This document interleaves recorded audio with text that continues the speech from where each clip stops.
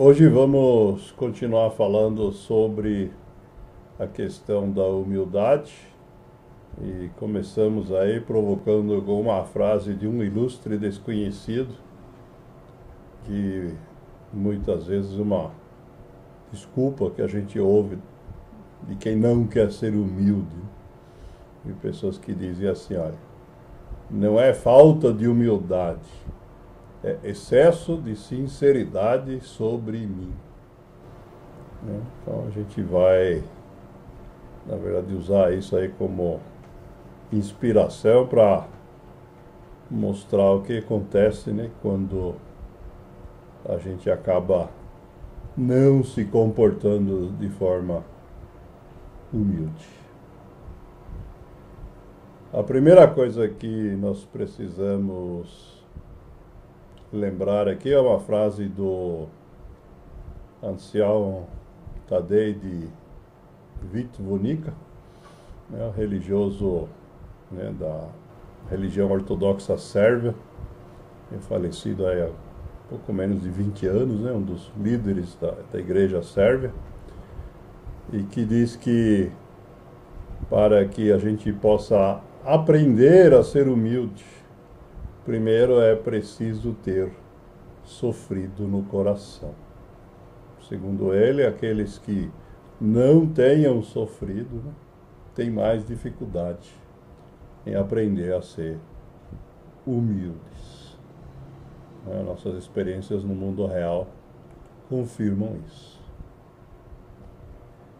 A escritora americana Helen Nielsen nos lembra que a humildade é como uma roupa de baixo.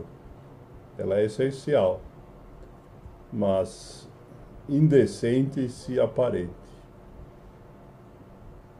Isso indica de que a humildade ela é parte fundamental, né, do nosso comportamento, se a gente pretender que ele seja moralmente aceitável.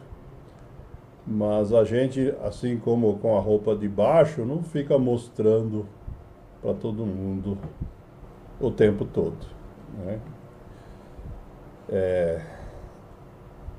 Para ser percebido pelos demais sem que a gente tenha que se exibir. E quanto a isso, nós temos aqui uma frase de um dramaturgo americano da época da Belle Époque, da virada do século XIX para o XX, que nos lembra que não é necessário a gente falar sobre a gente, né? Diz ele, não fale sobre você. Isso será feito quando você sair. Né? Basta a gente sair da sala, né, para que os outros falem da gente. Né? Então não há nenhuma necessidade da gente se colocar. Outra questão relacionada com a humildade é a capacidade de aceitar correções. O ator contemporâneo Matthew McConaughey diz que se alguém te corrige e você se sente ofendido, então você tem um problema de ego. O ego, ele não gosta de estar errado, o ego, ele acaba muitas vezes julgando contra a nossa capacidade de humildade. É o ego também que nos leva muitas vezes a emitir julgamentos. E nós sabemos muito bem que não devemos julgar ninguém, mas o Stephen Covey nos lembra que se a gente entrar nessa, né, nós estamos gerando aí uma energia de frequência negativa. Isto é, não apenas corremos o risco de prejudicar quem está sendo julgado, mas a nós mesmos também.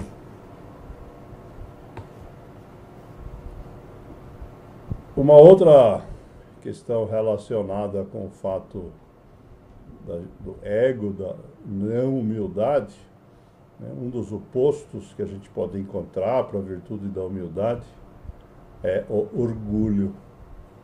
Tem essa frase aqui que é de autor desconhecido até o momento, né? Se alguém souber de quem é, por favor, pois avisa, que diz assim: o orgulho está preocupado com quem está certo. Né? Pessoas orgulhosas muitas vezes entram em debates para, de alguma forma, concluir quem está certo, se é um ou outro debatedor. E a frase diz assim: a humildade está preocupada não com quem está certo, mas com o que é certo.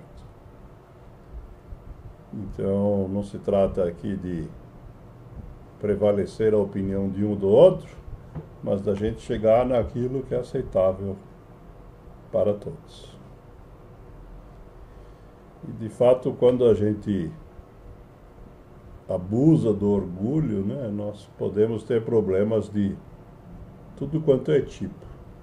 Nessa frase aqui de Santo Agostinho, né, que é um dos primeiros filósofos aí da Igreja Católica do século IV, né, diz que o orgulho é a fonte de todas as fraquezas, porque é a fonte de todos os vícios.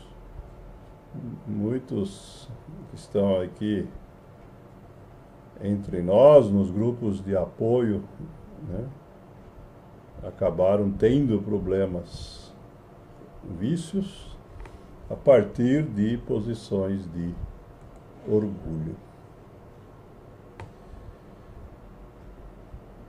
O escritor português Alexandre Herculano, escritor do século XIX, já dizia naquela época que o antídoto para esse processo é não ter vergonha de corrigir erros. Diz ele: eu não me envergonho de corrigir os meus erros e mudar de opinião, porque não me envergonho de raciocinar e aprender. Essa posição, né, de buscar, com base no entendimento, raciocínio, aprender e mudar de opinião, é o benefício que o humilde pode obter.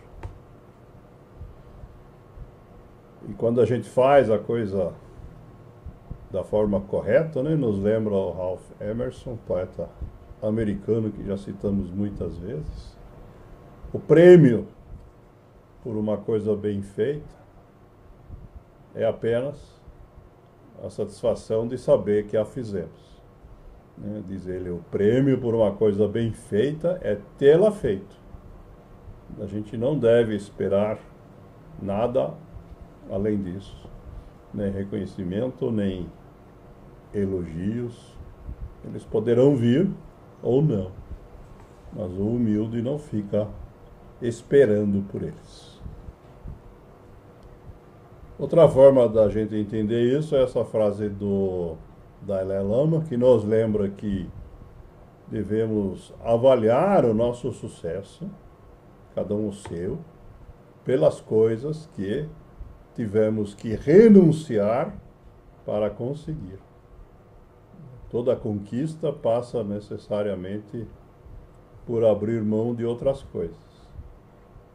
E quanto mais coisas a gente abrir mão para conquistar outras, obviamente, mais valioso é o nosso sucesso. Isso, no entanto, é um trabalho interior para cada um de nós. Outra questão relacionada à humildade é citada aqui pelo poeta inglês, o Henry Dobson, né, que nos questiona sobre essa questão que na linguagem comum a gente fala e abusa, né, dizendo que o tempo passa. Então ele nos questiona: o tempo passa, você me diz? E ele explica: não é bem assim. Nós passamos, o tempo fica. Nosso tempo acaba e o tempo continua. Então precisamos ter a humildade de reconhecer isso. Que não é o tempo que passa, mas que é a gente. Essa é uma questão que vem desde a antiguidade, né? Temos aqui para complementar uma frase do Lao Tzu, que já no século VI a.C. diz que quem conhece a sua ignorância revela a mais profunda sapiência, né? Fazendo a conexão da humildade de reconhecer a ignorância com a sabedoria. Mas ele complementa com o oposto, né? Dizendo que quem ignora a sua ignorância vive na mais profunda ilusão. Então ele nos explica aí a humildade e o seu oposto simultaneamente.